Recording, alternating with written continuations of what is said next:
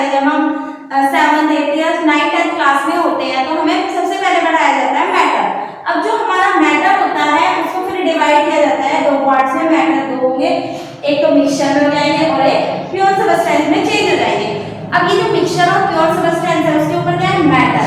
Matter का मतलब क्या होता है, एनीथिंग, कोई भी एक ऐसी चीज जो क्या करती है, स्पेस को ऑक्यूपाई करती है, उसे क्या कहा जाता है, मैटर कहा जाता है।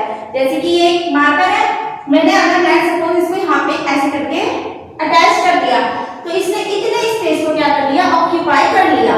तो anything that can occupy space, जो स्पेस को ऑक्यूपाई करती है और जिसके पास क्या होता है, मास होता है, उसे क्या कहा जाता है, मैटर कहा जाता है नॉर्मली। अब ये जो मेरा मैटर होता है इसके 3 पार्ट्स होते हैं, सॉलिड, लिक्विड और गैस। मोस्टली 3 होते हैं। अब ये जो सॉलिड, लिक्विड और गैस होता है, अगर हम इसे देखें तो जो सॉलिड होता है उसके जो पार्टिकल्स होते हैं वो बहुत टाइटली पैक होते हैं। जैसे कोई पत्थर वगैरह ले लिया हमने तो उसके छोटे छोटे से पार्टिकल्स होंगे, वो बिल्कुल टाइटली पैक होते हैं, उसमें कोई भी इंटरसेलुलर स्पेस नहीं होता, बिल्कुल चिपके चिपके से वो बिल्कुल टाइट टाइट इस तरीके से पैक होते हैं। अब आया लिक्विड। लिक्विड में हमने लिया पानी।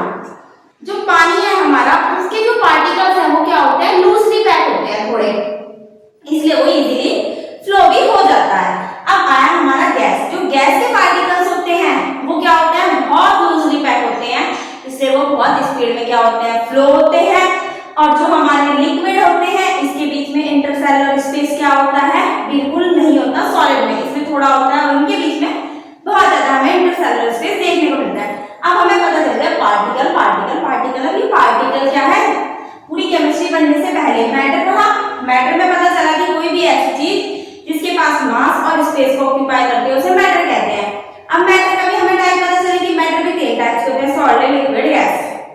अब उठा के उनकी प्रॉपर्टी को लेके आए तो सॉलिड में क्या होता है, पार्टिकल विद लूजली पैक, वो सॉलिड में क्या होता है, बिल्कुल टाइटली पैक होता है। अब ये जो पार्टिकल है ये तो कुछ है, अब उठा के लाए हम इस पार्टिकल को। जो ये पार्टिकल होता है हमारा, ये क्या होता है, एटम और मॉलिक्यूल से बनते हैं।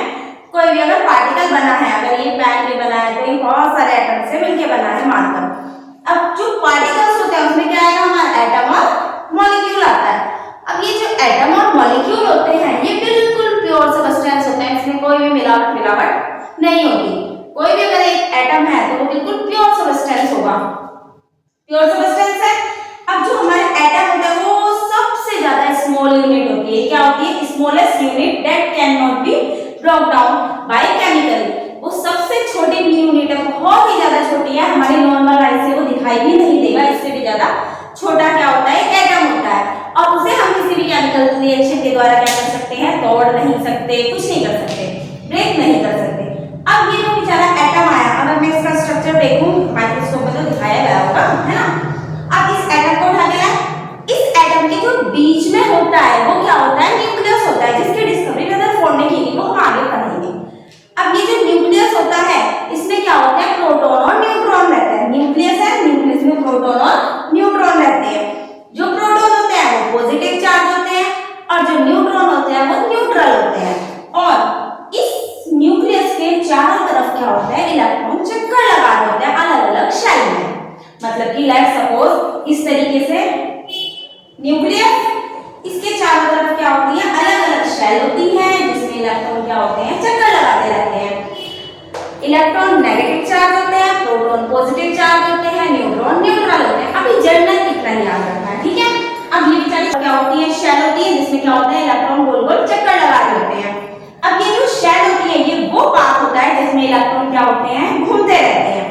अब शेल है, शेल के अंदर क्या होंगे, इलेक्ट्रॉन घूमते रहेंगे। अब ये जो शेल है इन सबका अपना अलग अलग क्या होता है, नेम होता है। जो न्यूक्लियस के ऊपर वाली शेल होती है, जो फर्स्ट शेल होती है, उसका नाम क्या होता है, के शेल होता है और ये पहला एनर्जी लेवल होता है।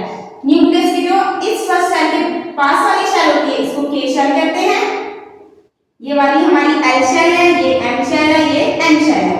ये फर्स्ट है एनर्जी लेवल, ये सेकंड एनर्जी लेवल, ये थर्ड एनर्जी लेवल, ये फोर्थ एनर्जी लेवल है।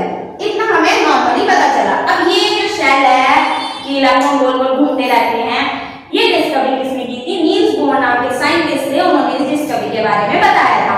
अब हम इसके बाद मॉलिक्यूल्स के बारे में पढ़ेंगे, ये इलेक्ट्रॉन किस तरीके से चक्कर लगाते हैं, इन सब के बारे में